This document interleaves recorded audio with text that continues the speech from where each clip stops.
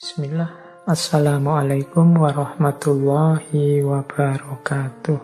Kita masuk ke simbolisme ya. Dewa Ruci. Dewa Ruci itu, ini kisahnya salah satu Pandhawa. Pandhawa itu, saya sengaja nggak memasukkan filsafat wayangnya Sunan Kalijaga di ngaji yang ini. Kapan-kapan kita ngomong khusus tentang filsafat wayangnya. Hanya karena ngomong ajaran saya harus nyinggung Dewa Ruci. Jadi Dewa Ruci ini kisahnya ketika Pandhawa yang kedua, Werkudara, itu dihapusi oleh gurunya Resi Durna. Disuruh nyari air Prawitosari. Werkudara ini Pandhawa yang ndak cerdik, ndak pinter, lugu, tapi punya kekuatan luar biasa. Dan karena yang nyuruh gurunya meskipun tidak masuk akal, dia berangkat. Berangkat yang pertama ke satu hutan di gunung. Namanya hutan Tibrasara dan hutan Reksamuka. Di sana dia tidak nemu air, ketemu dua raksasa namanya Rukmuka dan Rukmala. Tarung sama raksasa, menang dia. Tapi nggak nemu airnya, terus kembali lagi ke gurunya, Resi Durna. Resi Durna heran, padahal itu disuruh ke gunung itu biar ketemu raksasa itu dan kalah dan tewas. Tapi bisa pulang menang. Terus sama Resi Durna, kalau gitu kamu kembali lagi, airnya nggak ada toh, kamu cari di tengah samudra. Jalan kaki, nggak boleh naik kapal. Saudara-saudaranya mengingatkan, kamu itu dihapusi sama Resi Durna. Tapi dia nggak peduli. Loh, yang nyuruh guru ya harus dilaksanakan apapun yang terjadi.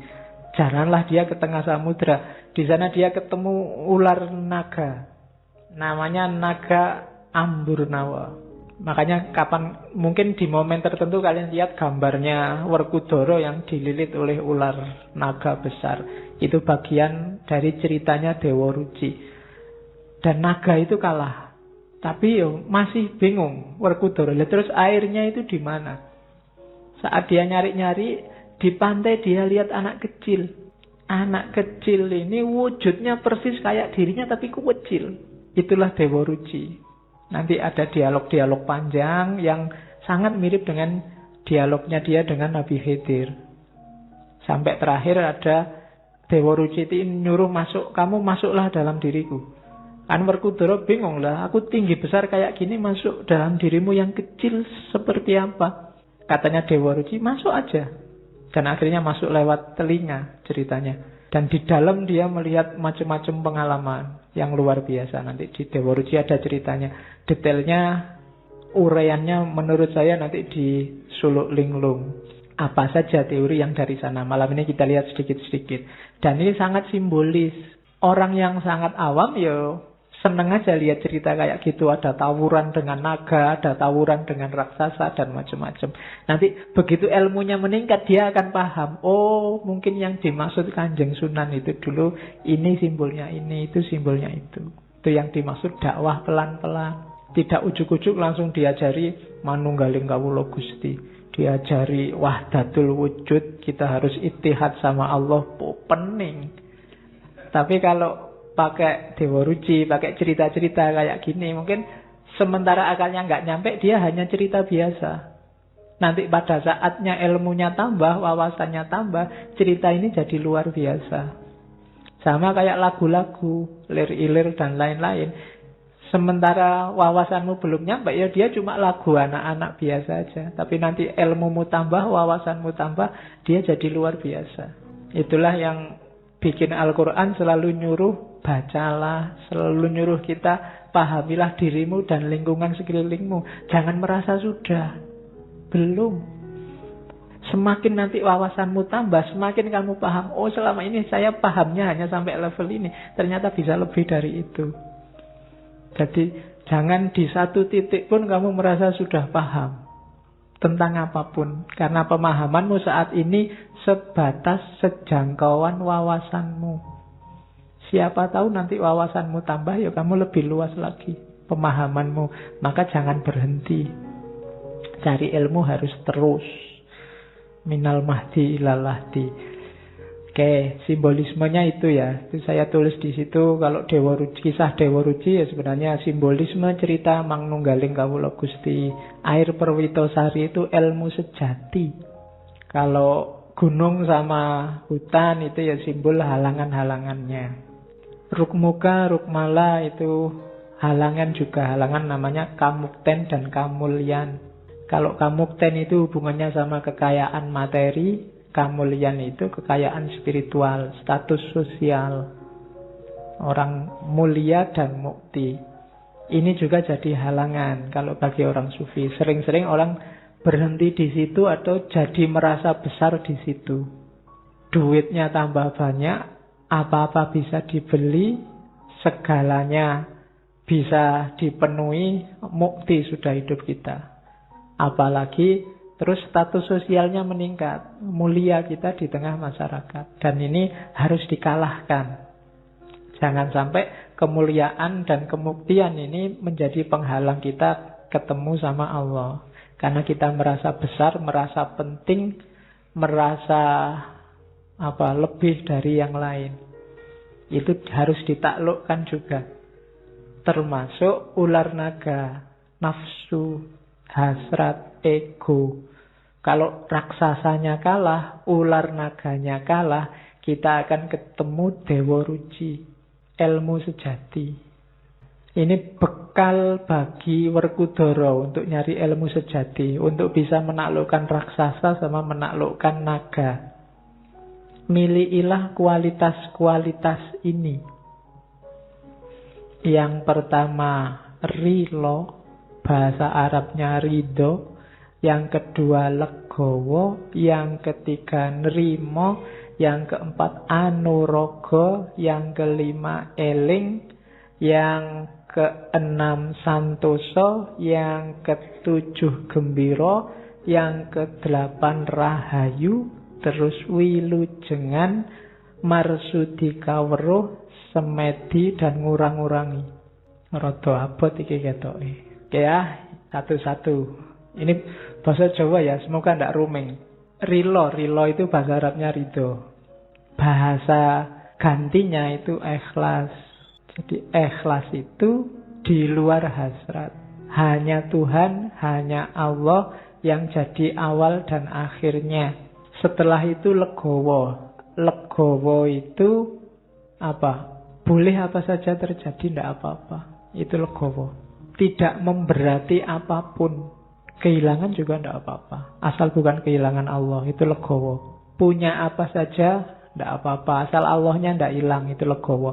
Nilai dari A terus jadi E nggak masalah. Yang penting Allahnya nggak hilang. Dari punya pacar cakep terus diputus, dapat lagi, standarnya kok di bawahnya tidak apa-apa. Legowo aja. Itu namanya legowo. Legowo bisa di awal, bisa di akhir. Kalau yang pasti di akhir itu nerimo. Kalau nerimo ini dapat apa saja oke.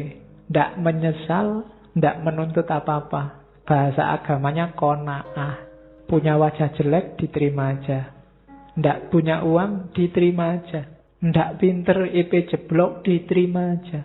Oh ini kan berat. Kita kan manusia hari ini susah nerimo. Semua orang menuntut hari ini. Menuntut keinginannya agar terpenuhi. Menuntut egonya agar terpenuhi dan seterusnya.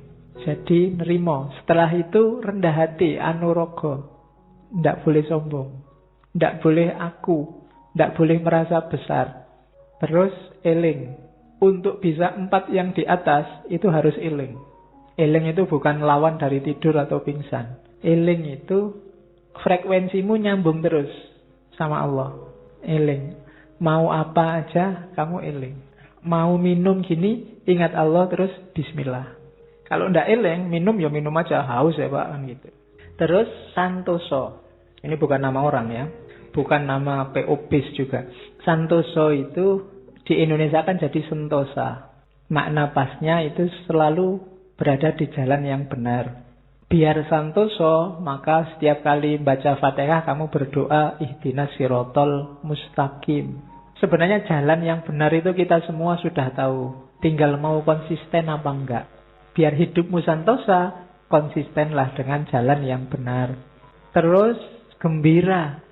Untuk menuju ilmu sejati nggak boleh stres, nggak boleh depresi. Orang stres dan depresi itu orang yang tidak rilo, tidak legowo, tidak nerimo. Tapi kalau kamu rilo, legowo, nerimo, kamu mesti ceria terus. Nggak ada sumpeknya. Kamu galau, sumpek, itu kan keinginanmu nggak terpenuhi. Cita-citamu gagal, masa lalumu jelek, kan itu. Itu berarti kamu ndak rilo, ndak legowo, ndak nerimo. Biar rilo, legowo, nerimo, ya gembira. Orang yang sudah mempunyai 3 karakter itu pasti gembira, ceria. Dari wajahnya kelihatan. Orang dekat juga enak. Ndak mencurang, ndak sumpek, suntuk. Diajak ngobrol nggak enak. Dari mana mas? Dari belakang. Mau kemana? Mau ke depan. Susah. Dari mana Thomas kok jalan kaki aja? Emangnya harus ngerangkak? Susah diajak ngomong. Jawabnya ndak enak terus. Ndak ceria. Hidup jadi beban. Ndak akan ketemu ilmu sejati. Orang kayak gini mesti mengeluh terus. Terus rahayu. Rahayu itu biasanya kita pakai ini ya. Hayu, rahayu itu. Hatinya selalu ingin melakukan yang baik. Makanya Islam kenal assalamualaikum, agama yang lain ada yang pakai istilah rahayu. Itu berarti mengharapkan orang lain dalam kondisi baik, selamat selalu. Selanjutnya wilujengan. Jangan salah, untuk cari ilmu sejati juga kamu harus wilujeng, harus sehat. Jangan mentang-mentang saya mau ilmu sejati tirakat terus poso, ndak makan, ndak minum, ndak merokok, ya kecut. Sehatlah ya. Sehat dulu baru bisa semua ini. Lah kalau kamu sakit ya mikir gembira, mikir santosa, eleng ya abot. Sehat. Jaga kesehatan. Jangan melakukan hal-hal yang mencederai kesehatanmu. Itu menunjukkan kamu tidak amanah. Karena badanmu, fisikmu itu titipannya Allah, bukan milikmu yang bisa kamu pakai sesuka hatimu. Itu amanat dari Allah, dijaga. Kalau memang tidak ada yang penting, ya tidak usah melekan. Kalau memang nggak pepepet karena nggak ada uang, ya makanlah 3 kali sehari. Kalau tidak ada uang, ya utanglah. Kalau sudah terlalu banyak utang, ya ganti warung. Yang belum ada utangnya. Ayo. Lo kan gampang, tinggal pindah angkringan di sebelah kan sudah utang yang baru. Tidak apa-apa. Ya kalau ada yang nagih marah-marah, ya bilang aja ini menjaga amanahnya Allah ini loh, kok berat. Oke, terus sehat ya badannya, baru setelah itu marsudi kawero. Nambah wawasan terus, jangan berhenti-berhenti. Sampai besok-besok. Tidak boleh merasa pintar meskipun sudah jadi profesor, jadi luar negeri, jadi nggak masalah wis. Tetap marsudi kawero, jangan merasa sudah. Harus selalu belum untuk ilmu ya. Setelah itu semedi. Semedi ini fungsinya introspeksi ke dalam. Yang dilakukan di atas tadi semuanya sudah pas apa belum? Kalau bahasa agamanya tafakur muhasabah. Harus ada fase ininya. Dan yang terakhir ngurang-ngurangi.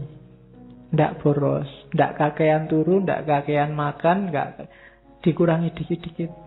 Jangan berlebihan. Lawannya mengurangi kan ngeluih-ngeluih, tidak boleh.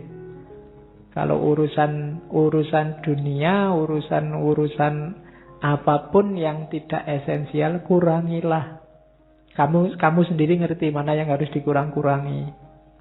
Berapa jam harus begini, berapa jam harus begitu, dan seterusnya. Minggu lalu saya bilang misalnya HP, smartphone-mu itu harusnya berapa jam sehari kamu pakai. Karena kalau penelitian terbaru minggu lalu saya bilang kan orang Indonesia itu rata-rata 9 jam. Dilihat mungkin penelitiannya lewat provider itu. Jadi hitunganku 9 jam itu sudah luar biasa.